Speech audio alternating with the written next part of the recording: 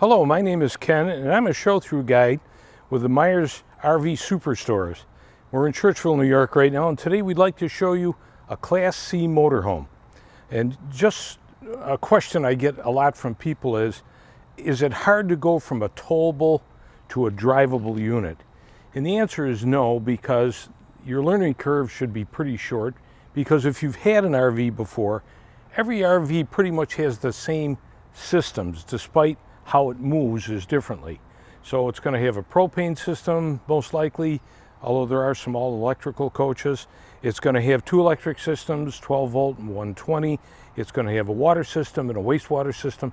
It's just a matter in a drivable of where they are. So today we're just going to give you a quick look at what you might see if you look at a drivable Class C motorhome. So we'll start around the side here. The first thing you will notice about the vehicle itself is these mirrors, and we'll talk about that a little bit later, but that has to do with the drivability and getting used to driving something. But today we just want to look at the features. Now this particular unit has an all-wall slide that goes from the front of the coach all the way to the rear. But we didn't open it up yet on purpose, because if you get someplace and you're doing your setup so you don't have to crawl under the slide to get something out of a compartment, you want to try to put things over here in your compartments that you'll need right away before you open a slide. The first door we're going to look at is a generator, and the door is locked, but there is a generator here, so the coach is totally independent. If you wish to stop and do something that requires house power, the generator is right here. It can be started from the inside of the coach. It actually can be running while you're driving. Today it's pretty warm out here, and if you were driving along and find it just a little warm in the coach, you could actually turn the generator on and run the central air system and be quite comfortable. And that's pretty handy if you're down in the southern states where it really gets pretty hot and humid. It also saves a little gasoline on the engine, because if you turn the engine air conditioning off, it saves some power and horsepower, and the generator generally uses less fuel. The next compartments, we'll just take a look at one at a time, and I'll leave them out. As you can see, it's a pretty big compartment, but it's kind of low. So again, this would be someplace I would probably put like your emergency flares and things like that, or your markers in case you had a breakdown or a flat tire. And you want to be careful though, in any coach, towable or drivable, make sure you look in a compartment to see if there's anything. In this particular compartment, there is an electric box here. Of course, it's all covered up, but you just want to be careful stowing things in there that you don't shove something in and damage something. And next is, this is the newer Dometic hot water heater system.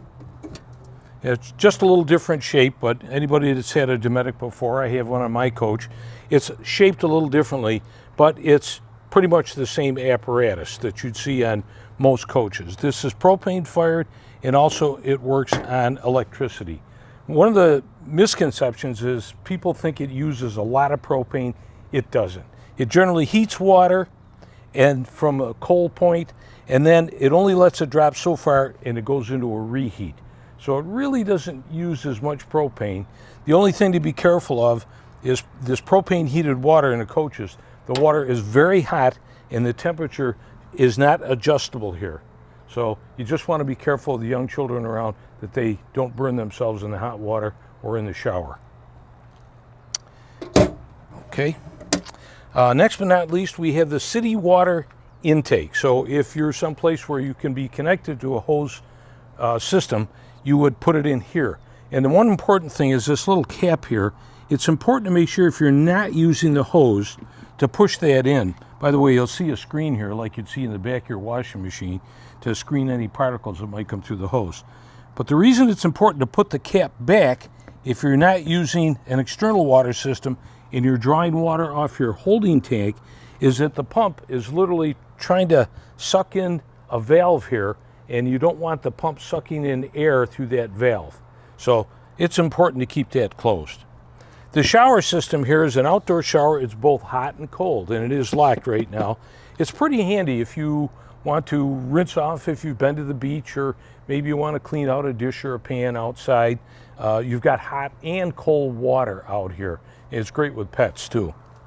This next compartment, again is storage, and on this side I see a little device here that is probably a device that is going to synchronize the motors. There's probably 2 or 3 motors that makes this slide work, so you just want to be a little careful you don't get into that little bit of wiring in that unit along the side. Nothing that you have to deal with. It's totally automatic. This is your service bay.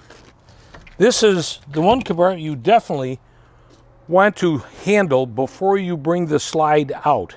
You can see here we have the black wastewater and the gray wastewater valves, and your sewer hose would attach through an opening. This is just a port that unscrews, so your sewer hose will come in from the bottom. And there's a black tank flush over here. It's a flush system to use to flush the black tank. And again, this is what you'd want to hook up before you get the slide out, so you're not having to duck under. And you'll notice here the slide's a little higher here, okay? But it's still kind of a long way down. And so you want to try to get things done on this side of the coach once you land someplace and level the coach before you bring the slide out.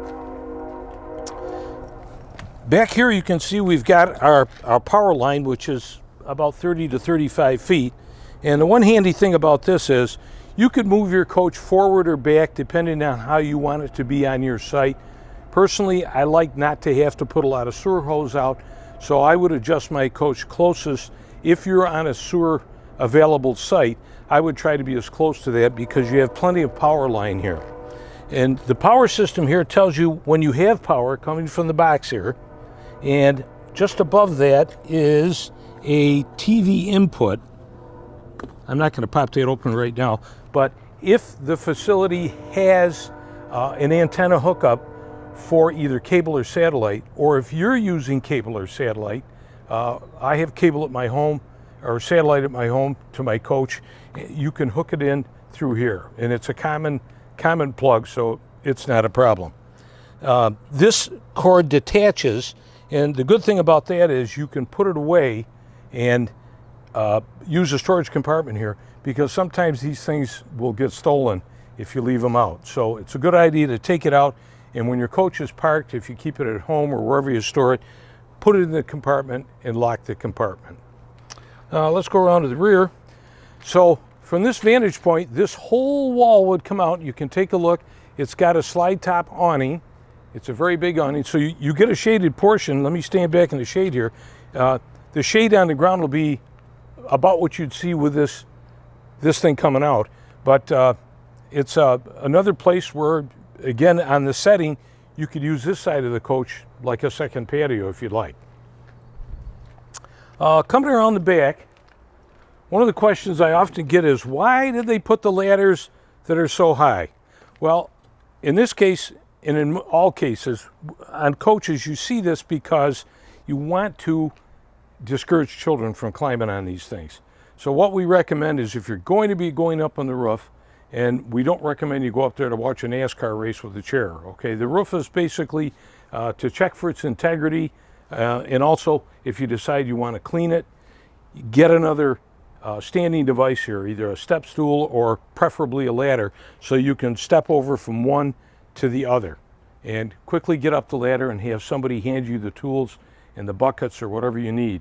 And remember, stabilizers down, stay in the middle of the coach. Tends to be a little bit of a whiteout up there on a bright day. You don't want to get vertigo. Have soft shoes and dark glasses that protect your eyes from that glare that you can get.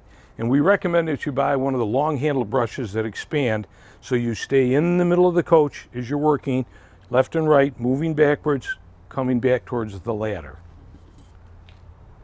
Next on this coach, the one thing about Class C's is they usually have some pretty generous storage spaces. This particular unit has one on this side.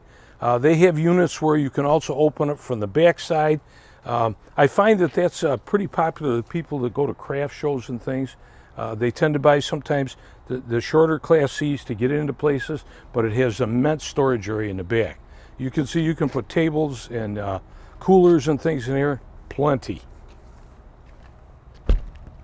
Next, we have this little screw-off cap. This is how you can put fresh water in the onboard holding tank. You'll have to read the manual on your particular unit to see how much fresh water you carry. I generally carry on an overnight trip maybe half a tank at best. That's enough to usually operate the functions and for 2 people to maybe take a shower and operate the toilet and the sink, pretty much anything you need. Now, can you carry more? You certainly can. You can carry as much as you think you need, and that way you're totally independent. If you stop, you have generated power, you have water, you're all set to go.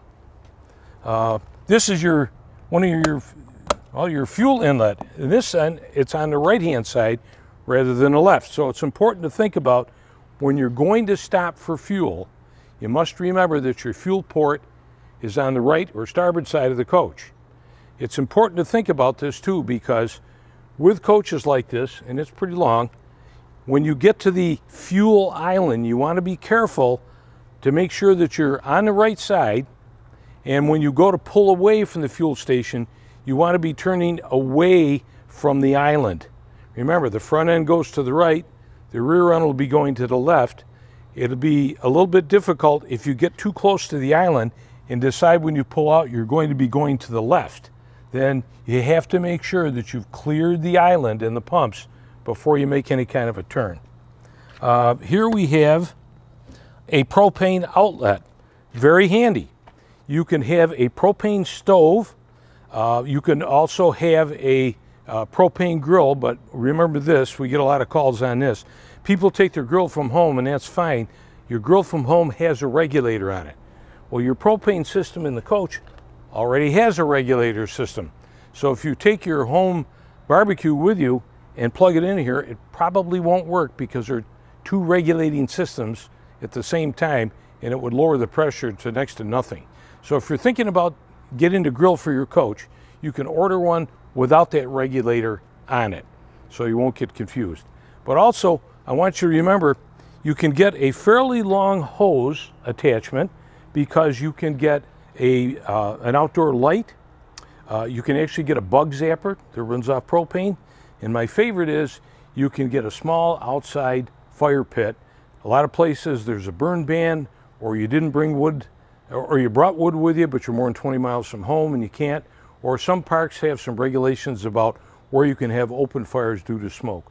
But they will almost always allow you to use a propane campfire device because it's self-contained. Now, one more thing, if you decide to have your grill out here, let's not be grilling and flaming those wonderful steaks under the awning with a lot of heat. Okay, these awnings are expensive, so let's be careful and take care of them so you don't melt something. So that's a pretty handy thing to have. Lights, campfires, grills, stoves. Let's see, next, pure storage, and I don't see any plumbing or any wiring here, so not a whole lot of concern there. Next, this is probably going to be, yes, propane. This is your onboard propane system. You can just see the tank here. Now, it has a special adapter that they use when they fill something like this. It's a little bit different than your grill tank, but any place that has a propane supply will have the attachment they need. What they would ask you to do, and the same thing when you're fueling up your coach with gasoline, they would like you to turn off anything that has a flame to it. If your hot water tank happens to be on, turn it off. Turn everything off. You can even turn off the master power switch to the coach, which is just inside the door here. That would turn the battery system off on the coach, so there's no chance of a spark. And the reason for that is when they go to fill this tank up, there's a little valve here, and they're going to open up. Remember, propane is liquid under pressure, and as it's released, it forms a gas. And what they will do is they will open this little valve, and as they're filling it, as soon as something spits out of there, a little bit of propane, they'll turn it off, and they'll close that valve. And the thing to remember on this gauge, this is sometimes confusing, it says 3/4 and then F for full. Well, the tank is full at 3/4, and the reason is, in order for the pressure to be in the tank, you can't fill the tank like you would a full bottle of water. You've got to leave an air gap at the top. So a 3/4 filled tank is full for the purposes of propane use. And just above that is a furnace. So that's something definitely you want to make sure doesn't turn on if you're doing something with having your coach refueled on the propane side. So this is the exhaust port to the furnace. So you want to be a little bit careful. It says here, caution hot exhaust. You wouldn't want to be standing here when that's burning off. Two more compartments up here. Let me see what we got. Okay, again, pure storage. And this is something you can use, that you use often, whereas on the other side, you want to be careful about getting under that slide. And here again, another storage compartment. Well, that's pretty much our outside. Why don't we take just a little break and we'll go inside and show you around. And we'll start opening slides and things like that. Okay, we're going to go inside and show you around, but before we get totally inside, on this particular coach and on a lot of Class C's, I wanted to point out that the coach side batteries, not the chassis battery for the truck, the coach side batteries, and this coach does have two, they're under the step. So they're easy to get to, they're easy to check, especially if you have a different kind of battery. It's right here under the step, easy to find. So there's no mystery to batteries. And as long as we're looking here, let me show you some of the controls that you can see. They're kind of handy because they're here, because they're things that you're going to use when you're outside. For example, we put down the stabilizers. This particular coach has a stabilizing system in the rear. There's a passenger side and a driver's side. So we activated those electrically and touched them down. The awning switch is right here. And a step light is right here. So everything is right here. These other three switches are interior lights that you can turn on before you get in the coach, so you're not walking into a dark coach. The next thing is part of the solar charging system. There's a display to tell you what's going on with that. And again, you don't have to keep running in and out of the steps to check on things. This is also your generator activating system. You can start the generator from here, but because this has a residential style refrigerator, it has an auto gen start system, which means you can set the generator to start automatically if it senses that the refrigerator is in need of power. Because this particular refrigerator is not your typical RV style refrigerator that runs on propane and electricity. This one runs on 12 volt power only from the battery system. So if the batteries are getting a little low or the refrigerator feels it needs some energy, the system will automatically kick in as long as you set the auto start. And before I get too far, just to my right, there is a small fire extinguisher right here by the doorway, and you should find that in any coach. Well, it's kind of a warm day outside, and we are plugged into house power, so it's very comfortable in here. We have central air conditioning right here, and right now the central air is going through these ports, which are the kind that I really like because they turn, and you can also close them during the season when you want the heat on. But right now you can adjust them. There's two there. There's a central system that goes all the way to the rear of the coach. Or if you're traveling and you want to be a little bit more comfortable here, we just slide that open like that, and you're dumping more air down here in this part of the coach, especially if you're cooking or something. And as you can see, there's plenty of windows here. So if you're catching a lot of sunlight and it's starting to get a little bit warm, you can actually adjust that. And this grate that you see in the air conditioner, by the way, has little points that you can lift it off, and there's a screen in there that you can clean out. And you should do that fairly often because it is a smaller unit than you have in your home, and it takes a lot of air going through it, and there's a lot of pollen and things in the air these days. Over here is the rest of your control panel. I'm just going to step down so the camera can see this. So the first switch, it says slide, extend, retract. And we did activate the slide so the whole wall went out. On this particular coach, they needed to have the engine running, and the reason is they like to have anything that's heavy that has to move like that, they like it under full power. So this way you're not straining the batteries. So we turned the truck on and we set the parking brake. We did the stabilizers first, and then we activated the slide switch right here. The rest of the panel are, the next two switches are tank heaters. Those are kind of handy if you think you're going to have an overnight cold spot. You can turn these on. The only thing you have to remember, if you're not plugged in, they run off the batteries, so they are using 12-volt power, and you could drain the batteries on the coach side with these heaters. So it's probably best to use these if you're plugged into shore power. The next switch is your water pump switch. The next switch is the propane igniting switch for the water system.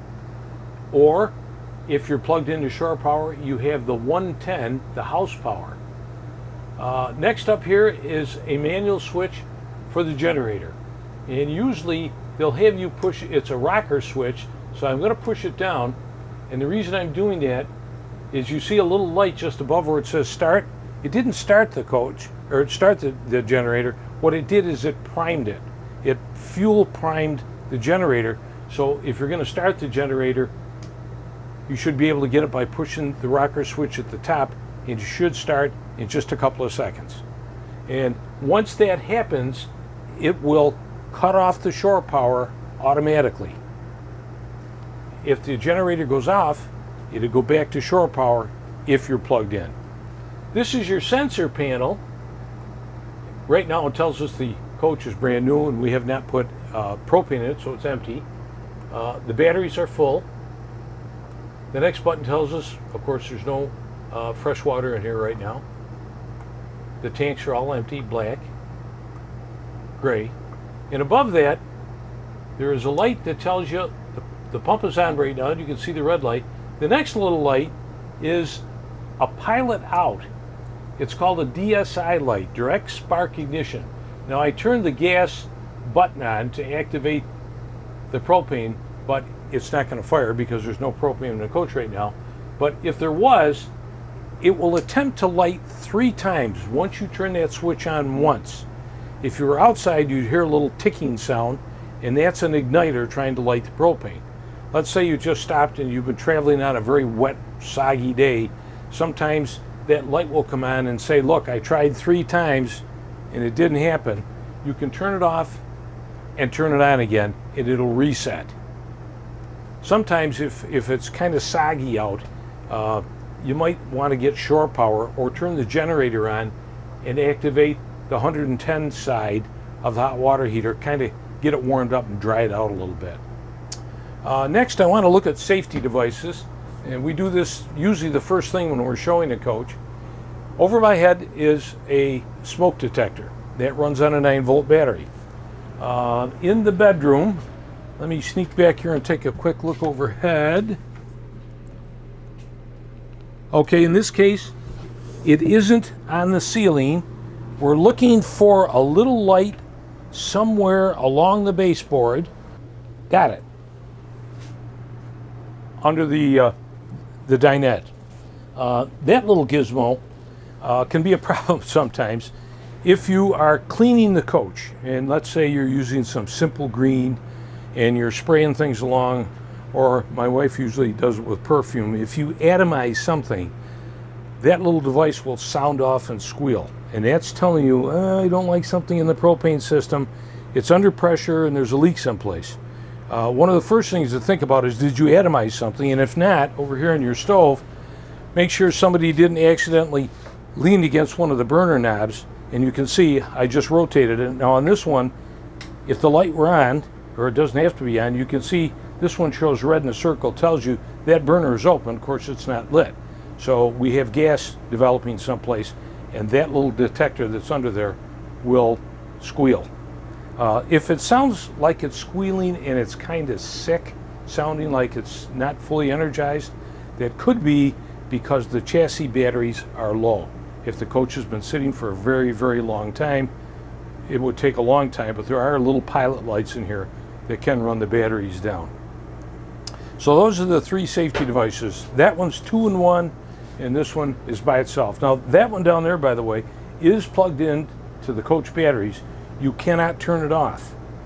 The only thing you can do is air the coach out. I would go outside and turn the propane bottle off, just air the coach out a little bit, and then try it again.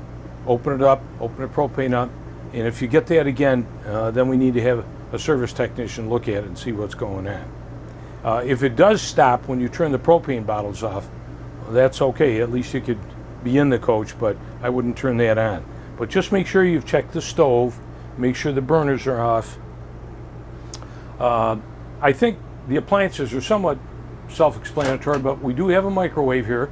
And you'll see when the microwaves come in, they come in with this cardboard box here, kind of tipped in here. That's obviously the glass plate. I generally tell people to keep that cardboard and put the glass plate in it when you're traveling, because you get bouncing down the road and we don't want to break a plate. If you don't keep the cardboard, if you just wrap it in a paper or in a soft towel, turn the plate upside down and make sure you firmly close the door. Stove. This is one of the newer stoves. It's Furrion, and it has this little light here, which can be a night light, but it also can tell you when a burner is or is not turned on. You can see when I activate the center knob that the color turns from blue or purple to kind of a reddish color, reddish orange. Now the way to ignite it, as in most RVs, is this snap switch right here. Pretty much the same thing you have in your grill at home, with one exception. You might note that there's arrows that are pointing clockwise. It is important that no matter what you're trying to do, you turn that clockwise. If you turn it counterclockwise, you'll strip the knob, and then you'll only be able to light this with a candle burner until you can get the knob replaced. You can also now, which is kind of a new thing the last year or two, let me open the oven up here. You can actually light the oven with this igniter. Now, they've only started to do this recently because manufacturers were a little nervous about people using a self-igniter. Most people know with your grill at home, you have to lift the top before you turn the gas on. You don't want to leave the hood down, let gas flow under the hood, and then hit an igniter. What would happen? Well, that mix of air and fuel, it would kind of blow the top off. And they certainly wouldn't want you to be able to blow the door open and hit yourself in the knees. So it used to be that you had to crawl on your hands and knees. I will demonstrate, like this. This is the same. You have to push this knob for the oven, hold it in to the first mark. That's the pilot light. You'd have to take a candle lighter and light the pilot light, which is way in the back here. It's a flame about the size of one of your fingernails, very, very small. You'd have to hold that for a few seconds till it heats up a sensor, and then let go, and you can adjust the temperature. Well, now they've given you the convenience of doing this like your grill at home. Well, the one appliance that everybody wants to know about is the refrigerator. It's the most popular thing in the coach, of course, and things have changed over the last year or two. So the first thing I want to say about the refrigerator is, again, do the un-American thing and read the instructions, because now there are several choices of refrigerators. This particular refrigerator is residential style, as you see, but the difference happens to be the way they power these things. Now, a typical RV refrigerator runs on both propane or house power.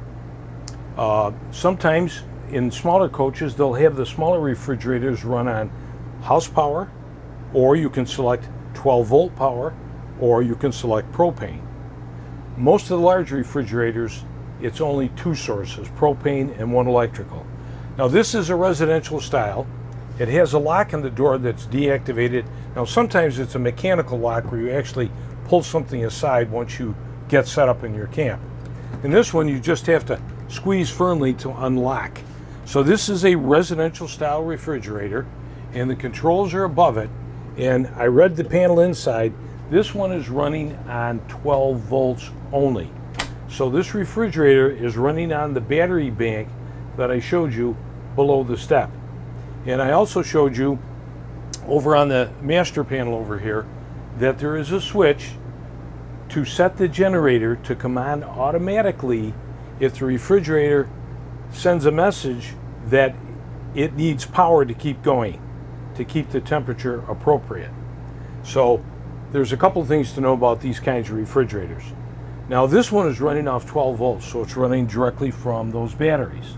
And it has the backup for the generator in case the batteries are getting a little weak. Other refrigerators actually run off house power, and in the electrical system they have a device called an inverter. that's changing electricity from 12-volt battery to house power, and therefore that particular refrigerator is running off house power, 120. In this case though, it's 12 volts, and you can set the temperature up here. Of course, there's an on-off switch. There's even a kind of a battery indicator up here, and I think this is a night setting that it becomes even a little bit more efficient. But as you can see, it's really pretty good size, and this has only been on a short time, and it's already quite cold. These shelves, like all of them, are adjustable, and people seem very comfortable having a larger refrigerator when they're traveling, and the fact that it does run off power. So keep that in mind, to read the instructions carefully to make sure you follow them. Next, we're going to go towards the bathroom or lavatory. And again, one thing you might notice is the sinks have gotten smaller. I hear this a lot. We have what we call the 80-20 rule in the RV business. If you get this, you can't have that. Well, people wanted bigger bathrooms and particularly bigger showers. If the camera can get a shot of this, you see these beautiful glass doors, and it's a very sizable shower. It's pretty good size even for a tall person, although that's one thing that we recommend. If somebody in your family is particularly tall, when you're looking at RVs, make sure they'd be comfortable in the shower, because they do come in different sizes. Two important things about the showers: the shower control head inside, you want to make sure that's firmly seated before you travel so that it's not swinging around when you're driving. And also, when you close these doors, these expensive tempered glass doors, there is a lock here. So make sure you put that on your checklist before you move. Let's lock things down. And again, the small sink, that was the reason people wanted a cabinet, but again, we needed more room in the bathroom, so they've gone to the smaller sink. So that was the one give up you had to get a bigger shower. If this was any bigger, it would encroach on the shower, and it would be a much smaller shower. You see over here a ground fault.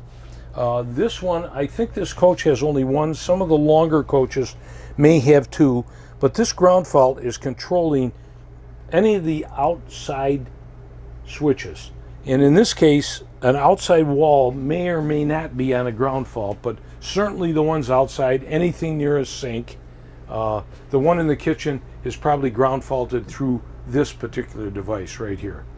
Here is a marine style toilet. This is, sometimes they're actually porcelain. It's got a pedal to activate, and again, pretty good room in here. A feature of ending up with a smaller sink. If you want to step this way, we're going to go into the main bedroom area. Now, I already measured the bed because my own coach is this way. You notice that this bed is facing this wall slide. So when we activate that wall slide, this wall is going to come in right tight to the bed. Therefore, the 80-20 rule again. This is a queen short bed. A little girl talk here. A queen bed, a standard queen bed, would be 80 inches long by 60 inches wide. This bed is 75 inches long by 60 inches wide. A lot of people are perfectly fine with that, but I can help you out if you'd like a little more room. I have the same condition in my coach, and when my slide comes in, and I actually have two slides here, the bed is going to end up against this vanity. So what we do is we take the mattress and we slide it down like this. You still got room to walk around here, okay? I just slid it down about 5 inches. And what we do is you can go online, and if you're not familiar with the term hospital knee pillow, you can use just a body pillow. You can buy it at any Walmart. We used hospital knee pillows. If you just Google that, they're just rectangular little devices. We put 2 of them in there on each side. We keep them under our pillow when we transport. When we get to where we're going, we pull the bed down, we drop those in place. One caution though, I would not try to put a full queen size sheet over whatever you drop in here, okay? That will drive you crazy trying to keep that tucked in. So buy the RV sheets appropriate for this bed, the 75 by 60s, and they're fitted sheets. We'd also like to point out that there's power back here over on that side. I don't know if the camera can get that. I'll talk anyways. You've got power, house power. You also have 12-volt power. There's a little circle plug there. That's handy if you have a CPAC or something. But you also have a 5-watt charging station, and you can see there's a little green light there. So if you have a cell phone, an iPad, or a music device, you can do that. Now, coming back on my side again, I showed you had power there. You have power here, right here. I always find that exciting for this reason. There's a great company called Electro Warmth. If you Google them, you can get a heated mattress pad for your bed. You can get a dual control heated mattress pad. So you can control half the bed or a single control for all the bed. And that kind of takes the chill off before you go to bed. It's a great feature. It extends your camping season if you're plugged in. It does work off house power, so you do need house power, but you can be very comfortable in your coach. We have closets over here, and it's a wardrobe, and below it there are 4 drawers here and 3 over here. And ladies, I want to mention, let's be kind to your significant other. Make sure they get at least a third of the drawers, because I know how the ladies are with closet space. You see lots of cupboard space in closet, but you got to share some of it with the other half. There's power over here. There's light switches on the walls everywhere. You can also control switches independently here. And you have sliding doors. And what's nice about this, by the way, make sure they're locked so they're not slam banging when you're driving. But you can enter the bed on both sides, and it's very easy to get to the bathroom facilities. If you want to go like in the middle of the night, it's easy to get to without going through the center of the coach. And because you can get into the bathroom actually 3 ways, if you have company, they don't have to come through your living space to get to the bathroom. And I'm going to slide around in this hallway because a unique thing we have here is we have bunk beds. Now sometimes people say, well, I really don't want the bunk beds. I may not have any company. But one of the things you overlook is if you're not using them as beds, it's terrific storage space for linens, off-season clothes and things. But otherwise, it's got pretty firm mattresses. They've got hookups here, 5-watt connectors. There's power up here. There's house power. There is an output for a TV to be hung up here. And I think both sleeping stations have that. And they both have windows and privacy curtains. So this space is handy whether somebody's sleeping in it or not. Okay, one thing to remember on this Class C is the aft part of the coach has a step, so it's raised. So you got to be a little bit careful and kind of get some muscle memory to think about this so you don't step off that unexpectedly. Okay, now that we've toured the living space, we're going to move towards, and this is again the difference between a towable. People might want to be moving about at the coach while you're traveling. And you can do that, but you need to be very careful. And drivers have to be very aware if somebody's moving about. And if somebody is going to move about, you should always tell the driver so they can expect to be extra careful. So I'm going to walk forward. First of all, we have the overhead sleeping space. And as you can see, there's a wonderful TV up here. And it's on a mechanism that you can turn this. So pretty much anywhere in the center part of the coach is a pretty good viewing area for entertainment. And again, we have a step. So walking around, you want to be careful about stepping down and watch the head and sliding into the seats. Okay. Now, if you're going to get out of your seat, out of the passenger seat, make sure you tell the driver you're going to do that. And as you're walking back, if you ever watch Bear Grylls, the Explorer on TV, what does he say when you're climbing? 3 points of contact. Always keep a hold of things when you're moving. And drivers, let's be careful. Slow down a little bit. Watch yourself in traffic. Let's not spike the brake while somebody's walking backwards and all of a sudden you spike the brake and then your party comes back towards you very quickly and they can be injured. So very carefully, you have to protect your head, keep a hand on the top before you duck into a seat. Now on top here, this is obviously a sleeping area, so these cushions come over And by the way, I forgot to mention that back in the bunk beds, there is a ladder attachment that is in the closet in back. So they actually provided a ladder, which is something new because they haven't been doing that. But they're providing a ladder so you can climb in there, and I believe it'll extend and they can climb up in this space. And this is a pretty large living space. Now, kids would probably love to be up here when you're traveling. Not a good idea. As you can see on the seats, we have seat belts here, and people really should be belted in when you're traveling, okay? If somebody needs to do something or use a lavatory, it's a good time to take a break.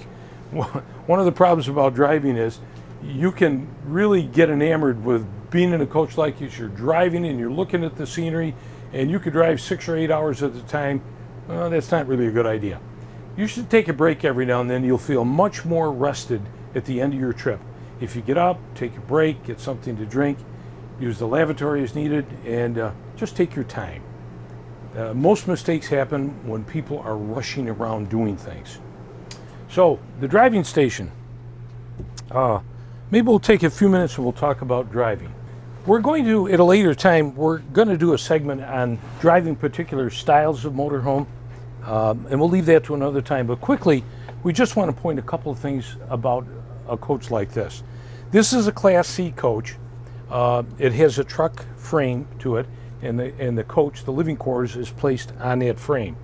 Now, that being said, pretty much the controls are anything you'd find in an automobile today, or pickup trucks are now the most popular vehicles. So this is pretty much like the controls you'd find in any pickup truck.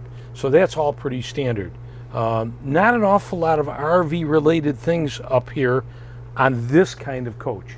Now, a Class A coach, that would be a little different, and that's a topic for another day. But in this type of coach driving, the thing to remember again is getting in the station from the living quarters. Watch your head. Of course, make sure you activate your safety devices, seat belts. But the important thing to remember is if you look at the width of the coach compared to the truck portion, the truck is much narrower than the actual coach that it's carrying. So the mirrors, I don't know if the camera can get a look at those mirrors from inside to outside, you can see there's a long arm. So when you're looking at the mirrors, there's a little bit of distortion. Unlike your car, where your car mirror is usually just about out as wide as your vehicle. In this case, your vehicle is kind of narrow and your mirrors stick out a little further. So that's something to think about if you're trying to park in a parking space to get the vehicle correctly parked between the white lines. That takes just a little bit of practice. It's not hard, just a matter of trying it a couple of times until you get it situated, and then get used to looking in the mirrors. The other thing, though, is the turning ratio in this vehicle. The difference between this and a Class A is Class A coaches can turn much sharper.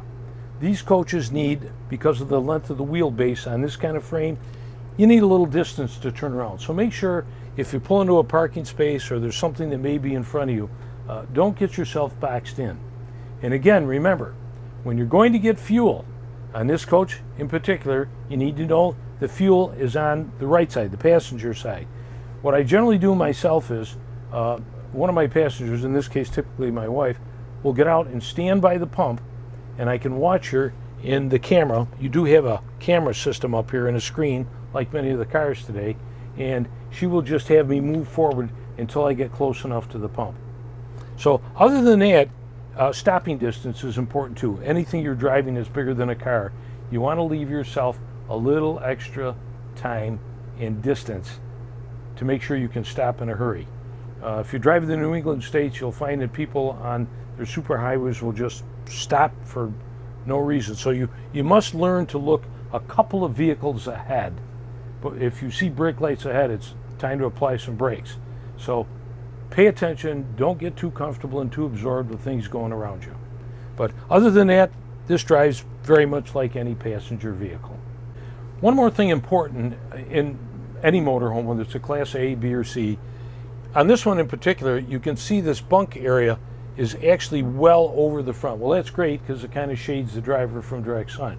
But at the same time, you want to be careful pulling to an intersection that you may not always want to pull up to that white stop line. You may want to stop a little bit short because you may have trouble seeing the signal lights.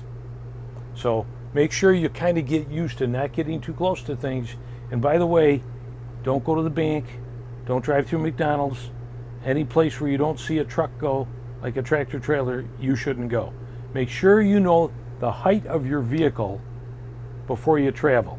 And if you have any questions about your route, you can go online and you can type bridges, and they will give you areas where you might be concerned. And remember, if a bridge is not marked, it's probably at least 13.6. If it's under 13.6, which is tractor trailer height, it has to be marked that it's under. But better safe than sorry. Stop and look. And don't forget, it's just not the roof line. Your air conditioner sits above the roof level. I'd like to also mention the thermostat. In this case, it's not on an interior wall.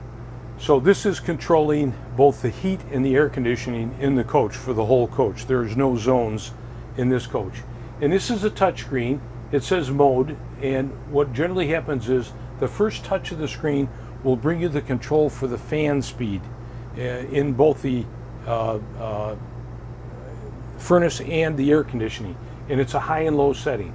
The next touch of the screen brings you to either heat or the air conditioning side, depending on the manufacturer.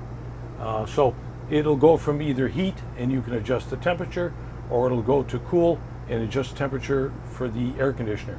Now, one thing that's important to remember, if it's like 100 degrees outside, don't set air conditioning more than 20 degrees under outside ambient temperature. Your unit will be most efficient actually if it's on a low fan and it's within 20 degrees of outside temperature. And this is 12 volts. And also, if this screen has been off and it's a little cool out, the first time you turn it on, if it seems like a little hard to read it or you don't see the display, give it just a second till the screen kind of warms up. Well, we hope this little walk around will help you understand. First example, this is a Class C motorhome. It has pretty much every system you would find in a towable. A little different driving situation from other kind of coaches, but it's a very livable coach, great for families, lots of sleeping space if you have young children, and a great way to see the country. So on behalf of Myers, hope to see you again.